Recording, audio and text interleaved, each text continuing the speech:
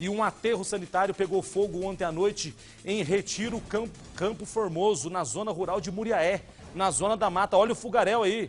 As chamas foram controladas por militares do Corpo de Bombeiros e também por funcionários do aterro.